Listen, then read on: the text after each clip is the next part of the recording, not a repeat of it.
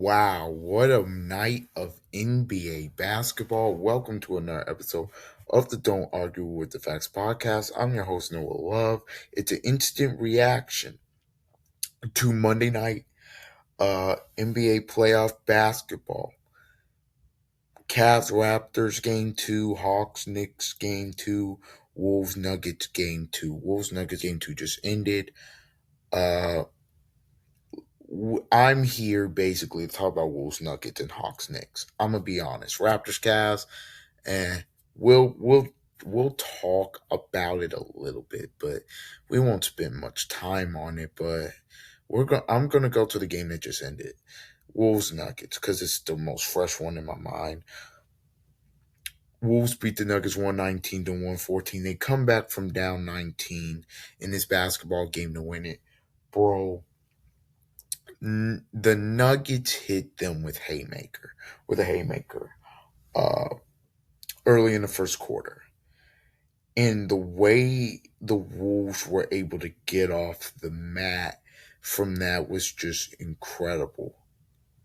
In the basketball game, I thought the difference mainly in this game, the non-Jokic minutes when he sat, and that's when they started to make the comeback. I thought they got going. Anthony Edwards put the team on his back for the Wolves. He was fantastic. His the ability to get to the rim, to the rack, to the rim. He wasn't settling. Mainly in the second half, I don't think he was settling. I think early in a little bit of the first game, I felt like he settled a little bit, but look, he was just get to rim. He won settling, and I thought that was crucial. I thought the sneaky MVP of the game was Dante DiVincenzo. I mean, obviously you know the 3 point ability and how big he was, but deflections, big defensive play. He had the big three to put them back up four after Gordon hit the three to cut it to one. At the there he had a key deflection there late in the fourth, which ends up leading to him getting a dunk to make it 108-105. He had obviously that he had to run out at the end of the game. He was massive. And also, I gotta give a shout out to Rudy Gobert. People are gonna look at the offensive stats and they're gonna look at the stats and say 2.7 rebounds. What are you giving them credit for?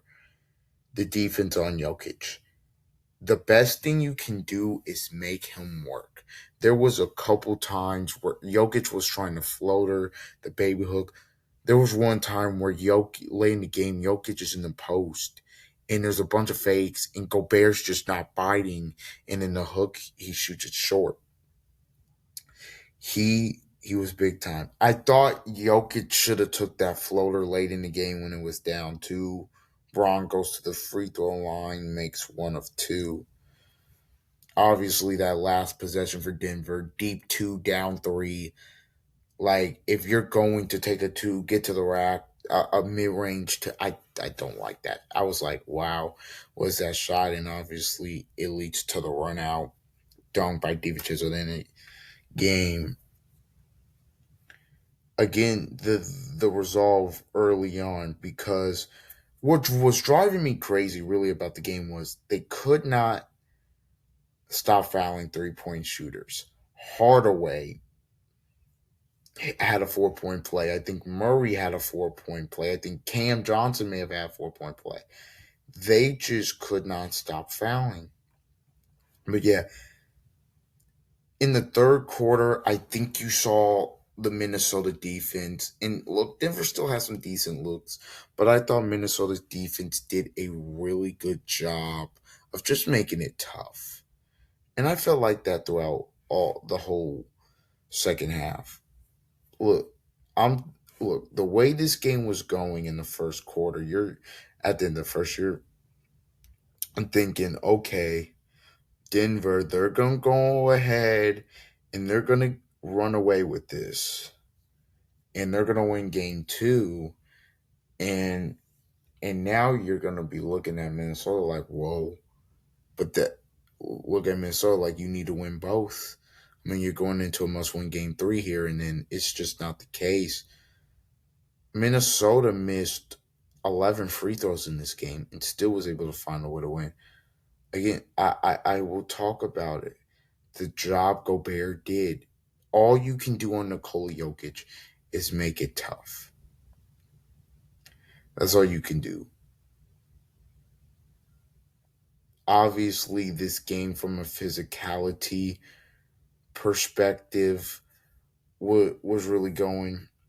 Wolves are able to tie this series up at one apiece, going for game three and four. And look, this series is going to be back and forth.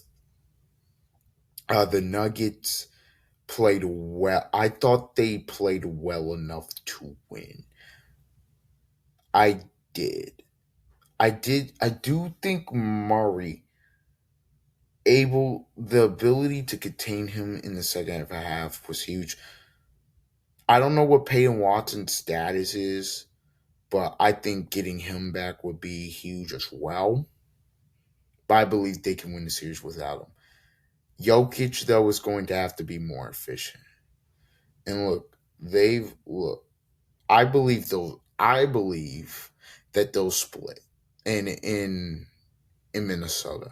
Whichever game Wolves win game three, maybe put pressure on, or Nuggets win game four. I always say in a series now that you're tied 1-1, the pressure's on Minnesota to win that first game. Because now you've got the home court, you have to take advantage. And then if you're able to do that, game four is so big because now you can go up 3-1. And then game four, obviously Denver can take it back. Like if Denver wins game three, now all of the pressure is on Minnesota to get game four because you can't drop two at home. Because at that point you're dead. Down 3-1. And I'm not saying it's impossible, but winning three games in a row with two at home against this Nuggets team, Joker, that feels like a death sentence. Not saying it couldn't be done, but it just you don't feel good about it. But yeah, I thought in this game, though, still to kind of end this off, I thought the Wolves were the mentally tougher team, I think, in this game. Because this game was the opposite of game one. Because if you watch game one, Wolves came out, got up early. I don't want to say through a haymaker, but they got up early. Denver settled down. The third quarter, they went on like I want to say 18-4 run. To me, that really defined the game. Even when Minnesota was there late, that's where Denver really created separation, in my opinion, and they were able to go and get that win. And they were able to go get the win. Meanwhile, you look at this game, it's the polar opposite. Denver throws a haymaker. They threw a haymaker. And this is a game where if you're up 19 at home. And this is a bad loss for Denver. I don't care how good Minnesota is. You're up 19 at home in game two. You got to find a way to win that. Even if it is early, you got to find a way to win that game.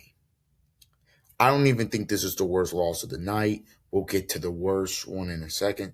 But yeah, you got to win that game. Just straight up. You have to. I thought Bones Highland as well for Minnesota. I thought the bench, Reed, I thought he had a couple huge plays. I thought Bones Highland had some huge timely threes. Io was decent in the game. I thought Minnesota's bench in turn was played well enough. You look at the Nuggets bench. Bruce Brown, I thought, played well. Hardaway, I thought, again, was fantastic tonight. But it's going to be one of those first round series. And you got to think about this. This is a first round series. And this is a war. this is going to be a war. Most likely, the winner will most likely get San Antonio. They're up 1-0 against the Blazers. Win be incredible, but yeah, I mean, look, the Wolves found a way to win, and that's what they do. Also, Aaron Gordon did not shoot it well. Again, when Aaron Gordon does not play well and does not have as big of an impact on the game, I think it shows. It really does. For and I think that's I thought him having a big impact on game 1 obviously is the reason they won that game. I mean, I know he went out early with 3 fouls, but then he comes back and he was just fantastic tonight. Wasn't as good. Lose by 5. Tough, just tough loss. But that's an incredible comeback win by Minnesota. The ability, the togetherness, just different guys contributing in other ways. Whether it's McDaniel defensively and having a couple layups, whether it's Randall just being solid, hitting a couple big threes, getting in the lane. We talked about DiVincenzo, we talked about Edwards. Whether it's Gobert just being solid defensively and not budging. So yeah, it's 1-1. I believe game 3 will be on Thursday night. And that's gonna be a raucous crowd, raucous place there. Now we go to the game that was before that. We're gonna go to Hawks-Knicks. Um the Hawks come back from 12 down in the fourth quarter to stun the Knicks 107-106. I'm going to be honest. If you're the Knicks, that's inexcusable. The Knicks, that's inexcusable. And look, I believe this is worse than the Denver loss because at least with Denver, even though they were up 19 early, and look, you got to have the killer instinct to close that game. At least Minnesota. One, you know Minnesota's been here before. And two, Minnesota, I thought Denver didn't just blow the game. I thought Minnesota came back and took the game, and I thought, well, it was nip and tuck in the second half. The Knicks, you can't lose this game. Up 12 in the fourth, and the Hawks have now tied the series at 1-1 because they went in 107-106. This is it's one of the it's another Knicks home playoff loss that you just that shouldn't have happened. The Knicks were in firm control of this game. They've been in firm control of this series. I mean, look, if you just look back at the series, I'm gonna be honest. Don't know. I really don't know how this series is tied because okay, I look at the Knicks and you look at the 8 quarters they've played.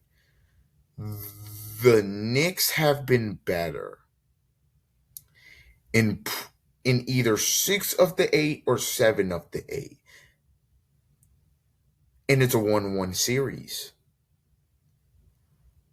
I thought the Knicks were maybe the Hawks were better in the second quarter of game 1. But the Knicks were better through 3 quarters here, obviously because they were leading. But in that fourth quarter, I'm gonna tell you what happened. Quinn Snyder said Jalen Brunson's not beating us. Somebody else do it, and nobody else could do it. They took the ball out of JB's hands. They took the ball out of his hands. From an offensive perspective, CJ McCollum got to cooking. I know he had the words with Brunson in game 1. He had the thing with Alvarado, and it got chippy. CJ McCollum. It got chippy. CJ McCollum, he didn't like getting his head. Knicks fans booing him. Da da da. Oh, they're gonna let him hear it. Whatever. CJ McCollum got to cooking. I think he had six straight at the end of the game. There, he's got to make those two free throws last. And I actually think McCollum missing those two, I think that hurt the Knicks. Now, how does that hurt the Knicks? They were going for the win. I say that because you don't have your home run hitter in a position, and now he misses the second one. You have to go. Whereas if he makes one of two, mainly misses the first and makes the second, yes, you have no timeouts, but you have Brunson who's gonna, you can set up a play for Brunt potentially to get Brunson maybe going downhill, or he's looking for three or whatever, or to give and go, whatever. You can set something up. Now you will have to do it quickly, and I'm not saying like set something up like because you couldn't call timeout, but you'd have a better chance to get your home run hitter in a position. Now you have to go, and Bridges has to take a mid range. And granted, it's a good look, and he just breaks it. And we're tied at one. Again, CJ McCollum put the Hawks on his back. That's the story. I thought Nikhil Alexander Walker, he didn't shoot it well, but he had the biggest play of the game late when it was 105 103. He had the strip on Brunson. That it was very good defense. Gets the clean strip. They go out, get a dunk. Jalen Johnson, All Star. Thought he played well. Thought he's played well in two games here. I thought tonight the difference between game one and game two. Obviously, the defense, and I think Atlanta was able to. They they they started getting more physical. They started scrapping more. They just kept fighting. That's the thing about this game. The Knicks could never put Atlanta away. And when you let a team hang who's not supposed to be in this position, I mean, if you, again, we've talked about it. They were under 500 and they make a run. But they just hang around and hang around and hang around and hang around. In game one, you were able to put them down to where they could not come back. Game two, they're just hanging and hanging and hanging and hanging. And they're just right there. Okay, not 10 points, 9 points. Back to 10. Now it's 8. Now it's 6. Back to 8. Now it's 5. Now it's 3. Uh-oh. Now it's 4. Now it's 2. Now it's 1. Oh, they've tied it. Oh, they took the lead. Oh, they're up 3. When you let a team like Atlanta hang around and get confidence, that's not good. Look, McCollum's been here before. In terms of the playoffs, he's been here before. He's been to a conference finals. He knows what it takes to get there. A lot of these players are young and they don't know. I mean, Kuminga's got a ring, but he didn't really play a lot. I mean, and I thought tonight he was fabulous with 19 off the bench. I thought in game one he didn't really play well. I thought whenever he was aggressive in terms of getting inside, getting twos, and he was really good. I thought Dyson Daniels defensively, the thing I've noticed with Jalen Brunson through the two games is, yes, he's got his numbers, but he's inefficient. Like, okay, 4-10 for 3 is not bad, but 10 to 26, you'll take that. 29 points on 26 shots, you'll take that. In terms of the Knicks, Towns, it's not good enough. I said on my Locked On Sports show, when we did the show last Monday, when we were previewing the playoffs, I said Towns has to be great because he was the X factor to me. Because to me, on Atlanta, nobody should be able to check him. I don't care if you bring in Tony Bradley, Okongwu. There is nobody. Gay or whatever.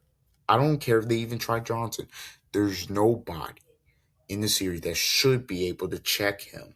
And tonight he was just 18-8. He was in the second half of game one. The reason they won that game is because he took over and said, "You have nobody that can check me."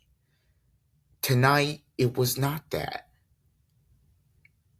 Also, the foul trouble was massive. So yeah, the Knicks, this is blue loss. Now everything's on the table. They're going back to Atlanta. If Atlanta gets a split, that's very interesting for game five. I I it's either going like this. It's either going like this. The Knicks win both or there's a split. I don't see a world where Atlanta wins both. Because then I'm just gonna have to ask something's wrong here. Because I did say Knicks in six, and I still feel very strongly about that prediction, and I'm not backing off that. But to me, the Knicks are the better team. But this is like this again. This is looking like the Detroit series from last year. It just really is. Again, that series was 1-1 going to Detroit, and look, and it should have been 2-2 going back. It's 3-1. So very intrigued. Again, these two games tonight were great. Very intrigued. Now, before I get out of here, let's go Raptors Cavs. Cavs are up 2-0. They've had no issues with Toronto in games one and two. No quickly again. I They got more contributions from the bench. That was good. I thought Barnes was played really well. What hurt them tonight was Ingram was a no show. Um, yeah, this is 5 game series, maybe four. Do I think the Raptors can get one in Toronto if they play well enough? Yeah, I don't see them getting more than that. Cleveland's just a better team. Uh, you look at I last game, you looked at it and you were like, okay, Struce went crazy, got more from your bench. The bench, I mean, Harden and Mitchell were good. Tonight, it was just it was like a big three. Mitchell was great because obviously they have nobody to stop Mitchell.